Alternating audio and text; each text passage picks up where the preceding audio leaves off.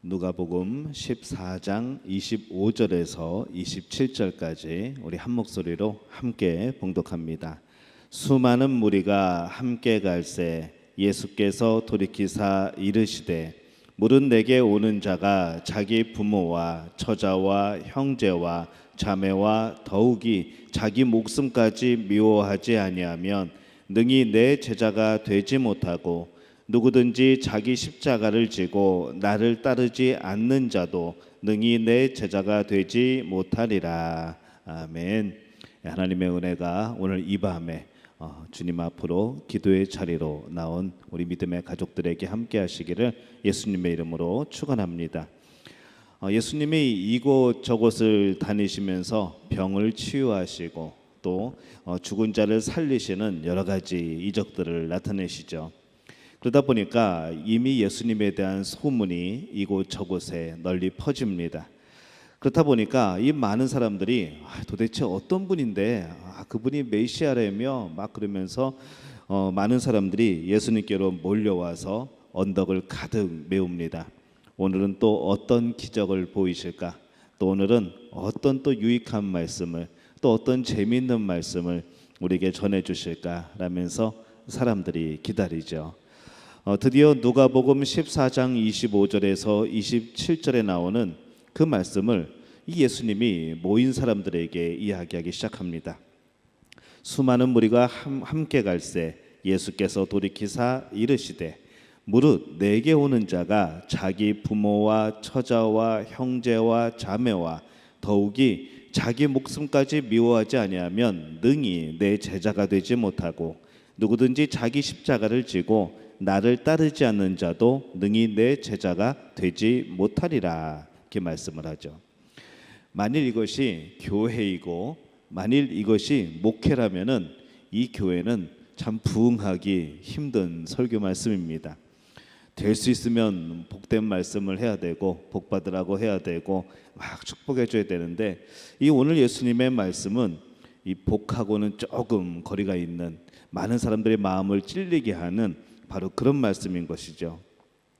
근데 예수님은 그 무리의 숫자가 중요한 것이 아니라 그들의 마음을 알기를 원했고 또 그들의 헌신의 깊이가 어느 정도인가, 얼마만큼 나를 따를 수 있는가, 이것을 알기를 원하셨습니다. 더 사람들을 모으려면 어떻게 설교해야 될까요? 자, 오늘 저녁에 오늘 친구들 한 명 이상 다 전도해서 오늘 밤에 함께 나오시기를 바랍니다. 초대 가수는 BTS를 초대했습니다. 선물도 주고 저녁 식사는 떡과 물고기를 잔뜩 준비했습니다. 아마 실컷 먹고도 12강조리 정도 남을 겁니다. 또 오늘 저녁에는 물로 포도주를 만드는 기적도 여러분에게 보여드립니다. 오늘 밤에 많이들 나오세요 라고 광고를 했겠죠. 이제 이것이 사람들을 모으는 방법입니다. 하지만 오늘 예수님은 오히려 자신을 따르려면은 가족, 심지어는 자신의 목숨까지도 미워해야 한다고 그렇게 말씀을 하시는 거죠. 아마도 이 말씀을 들은 많은 사람들은 아마 그 말씀을 전할 때에 중간에 짐을 싸들고 펴놨던 자리를 다시 접고 아마 집에 가는 사람들도 있었을 겁니다. 왜냐하면 본인들이 바라던 그런 말씀이 아니었기 때문인 거죠. 그런데 무릇 내게 오는 자가 자기 부모와 처자와 형제와 자매와 더욱이 자기 목숨까지 미워하지 아니하면 능히 내 제자가 되지 못하고 라고 말씀을 하셨을 때에 이것을 듣는 대상은 어떤 특정한 사람들이 아니었습니다. 제자들, 그 12명의 제자들에게만 말씀하신 것이 아니라 그 자리에 모여든 모든 무리들에게, 모든 사람들에게 이 말씀을 적용시키신 것이죠. 만약 이것이 제자들에게만 하는 그런 신앙 좋은 사람들의 그런 듣는 그런 모임이었다고 한다면은 아마 이 말씀은 아마 그냥 그들이 모인 조그마한 장소에서 어느 집에서 아마 이 말씀을 하셨을 겁니다. 근데 예수님은 그렇지 아니하고 모든 사람에 대해서 이 헌신의 질문을 던지시는 것이죠. 그렇다면 예수님을 따르려면은 정말로 자기 부모, 처자, 형제를 미워해야 된다는 말씀입니까? 라고 물을 수 있습니다. 지금까지 예수님을 따르던 많은 사람들이 부모와 가족과 형제들의 가슴에 상처를 주면서까지 따르지는 않겠다고 하는 것이죠. 도저히 그러면서까지 나는 예수님을 따라가고 싶지는 않습니다 라고 지금 그 사람들은 이야기하는 겁니다. 우리에게도 똑같은 질문이죠. 나를 그렇게 따를 수 있겠는가 물어볼 때에 여러분들은 어떤 대답을 하시겠습니까? 하지만 예수님은 이 사람들의 반응에 개의치 아니하고 예수님 자신을 따르는 것에 대한 대가를 숨김없이 말씀을 하고 있습니다. 때로는 예수 믿는다는 이유로 부모에게서 체벌을 당할 수도 있습니다. 너 왜 오늘 교회 갔어? 내가 교회 가지 말라고 그랬지? 라고 할 수도 있는 것이죠. 호적에서 이름을 빼내어 버리는 그런 일도 있을 수 있습니다. 우리 이곳에서는 그런 일도 벌어지죠. 우리가 예수님을 믿는다는 것은 바로 집안에서 쫓겨나고 집안의 원수가 되고 그런 일들이 허다한 것이 바로 우리가 살아가는 이 땅입니다. 애인이 떠나갈 수도 있습니다. 엄마 우리 집은 불교 집안인데, 우리 집은 이슬람 집안인데 예수 믿는 사람이 우리 엄마 아빠가 안 된대 하면서 애인이 떠나갈 수도 있습니다. 친구들도 모두 모른 척할 수도 있습니다. 예수 믿는다는 이유 하나만으로 어쩌면 남편이, 어쩌면 아내가 이혼 소리를 내밀 수도 있는 것이죠. 예수님은 그러나 나를 따르려면 각오해야 된다고 말씀을 합니다. 실제로 이런 이유로 인하여서 예수님을 믿지 못하고 교회에 나오지 못하는 이들이 참 많이 있습니다. 부모와 처자와 형제, 자매, 자기 목숨까지 미워하지 아니하면 능히 내 제자가 되지 못하고 이렇게 말씀을 하죠. 여기서 이 미워하다라는 이 단어의 뜻을 우리가 알 필요가 있습니다. 여기서 이 미워하다는 뭔가를 아주 싫어하거나 적개심을 품는 것을 말합니다.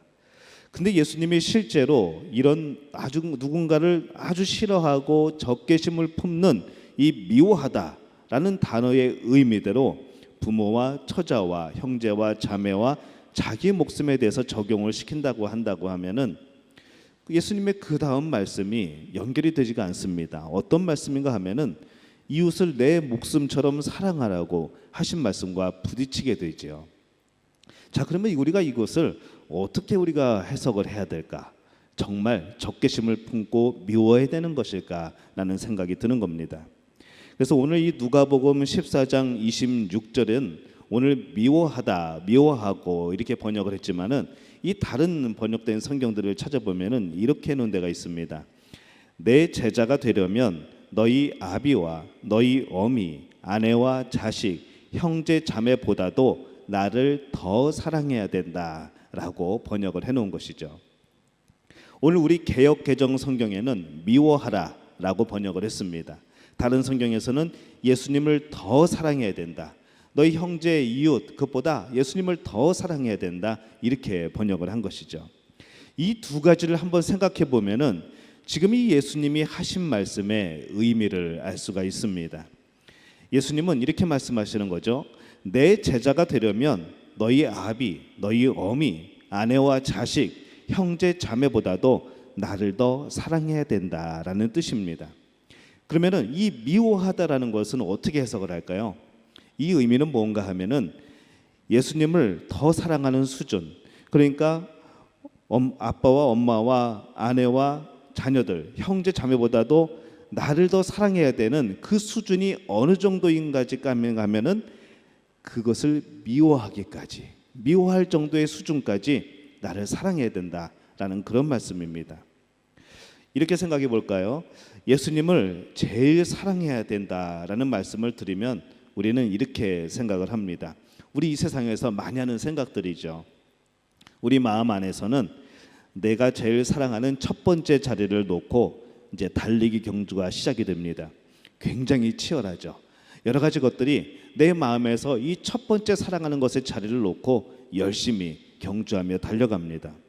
누가 서 있을까요? 출발선에 예수님도 서 있습니다. 출발선에 내 배우자도 서 있습니다. 자녀들도 서 있고 내 친구들도 서 있고 내 직장, 사업, 형제들이 이 출발선에 전부 다 서 있습니다. 여러분 상상의 나래를 피셔야 됩니다. 이 출발선에 그렇게 쫙 서 있는 것이죠. 이 경주에서 만약에 예수님이 1등으로 들어온다면은 나는 예수님을 1등석에 앉히고 제일 사랑한다고 말할 겁니다. 금메달을 주는 거죠. 예수님 1등 하셨네요. 제가 예수님 제일 사랑해요 라고 말하는 겁니다.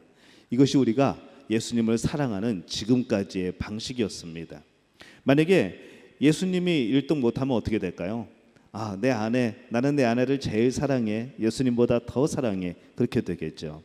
다행히 많은 분들이 예수님이 1등을 하셨습니다.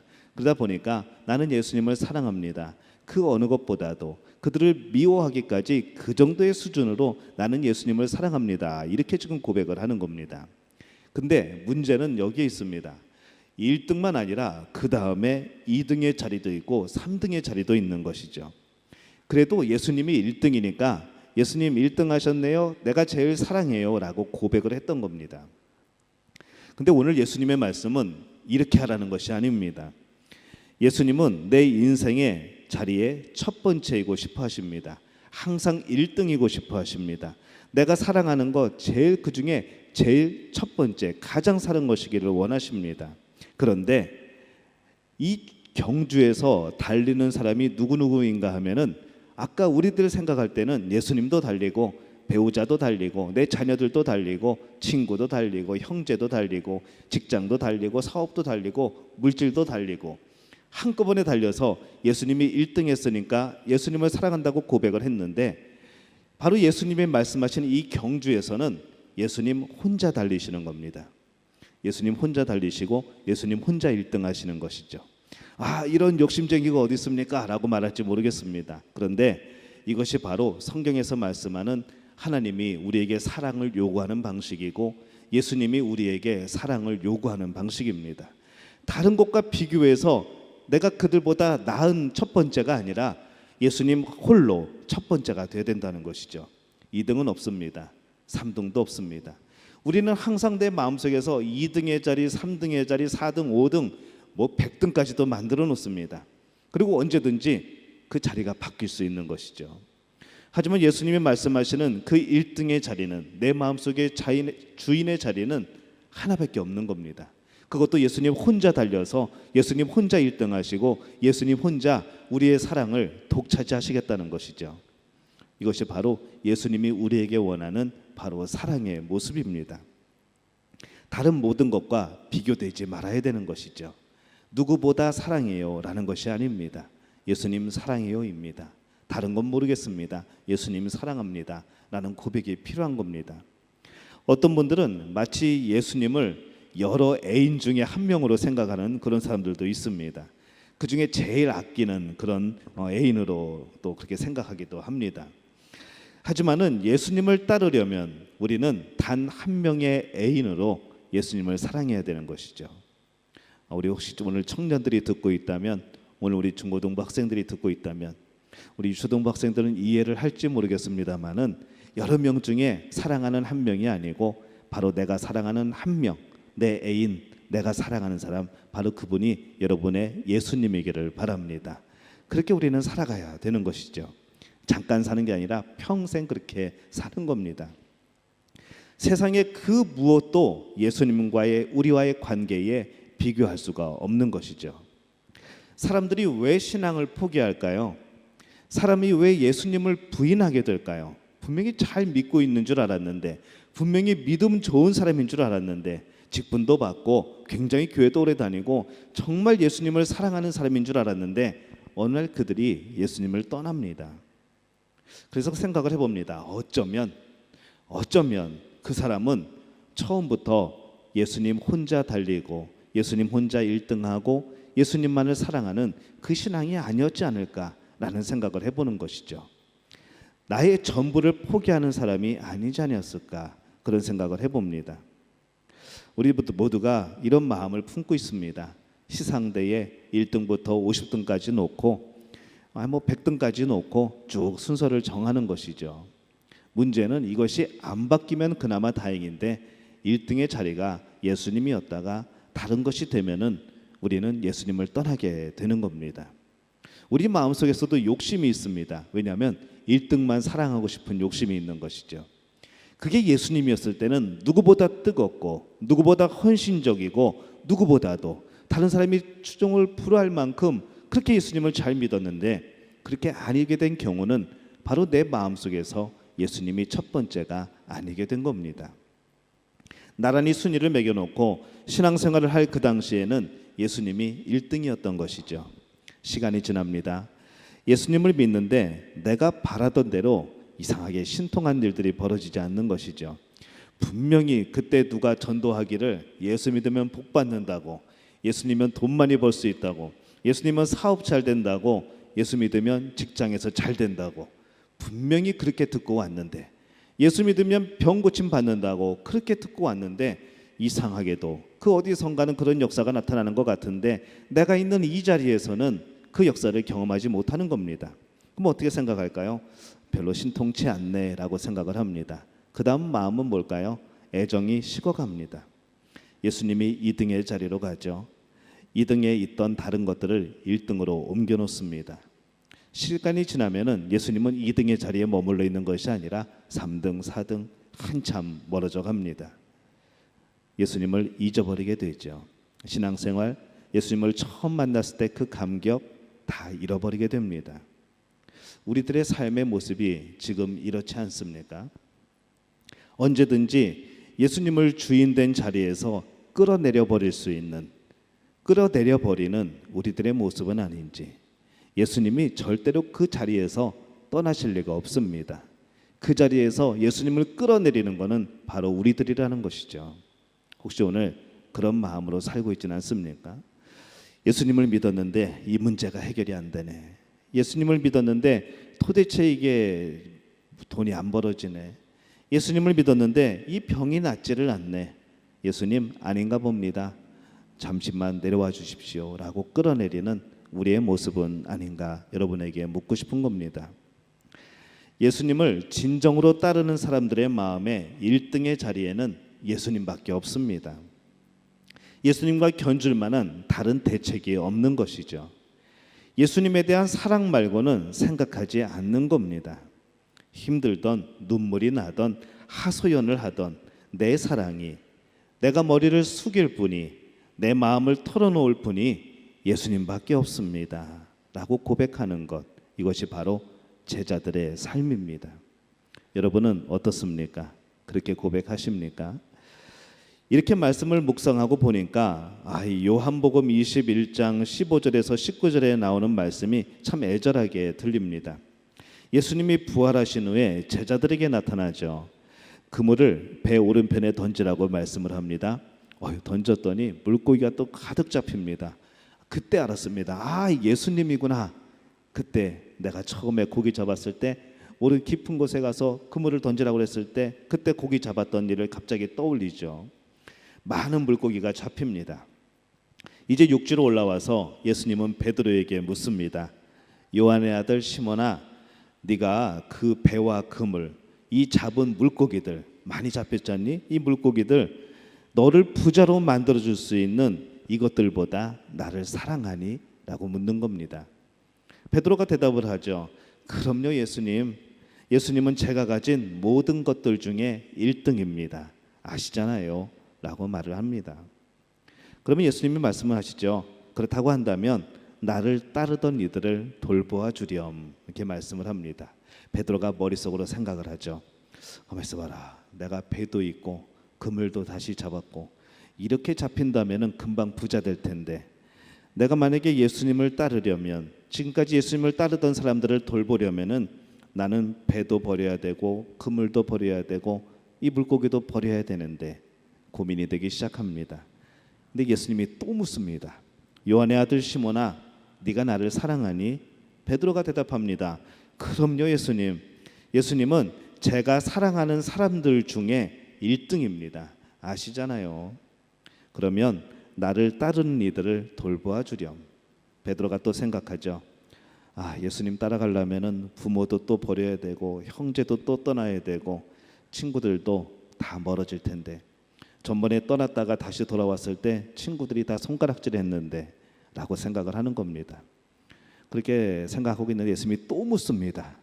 요한의 아들 시몬아, 그 모든 것, 배와 그물과 재산과 부모와 형제와 친구들과 비교되지 않을 만큼 나를 사랑하기 위해서 그 모든 것을 미워할 정도로 네가 나를 사랑하니? 물으십니다. 베드로가 고민하죠. 그리고 깨닫는 것이 있습니다. 예수님을 따르려면은 대가를 치러야 되는구나. 내가 이거 피할 수 있는 것이 아니구나. 예수님 한 분만을 사랑하지 않으면, 예수님 그분 한 분만을 따라가지 않으면 정말로 나는 제자가 되지 못하는구나 라고 알았던 것이죠. 형제와 같이 사랑할 수도 없고, 이웃과 같이 사랑할 수도 없고, 내가 좋아하는 이 고기 잡는 거, 이것도 나는 같이 할 수 없고, 모든 것을 다 버리고 나서 예수님만 따라가고 예수님만 사랑하는 것, 바로 그 길밖에는 없는 것이구나. 드디어 베드로가 깨닫습니다.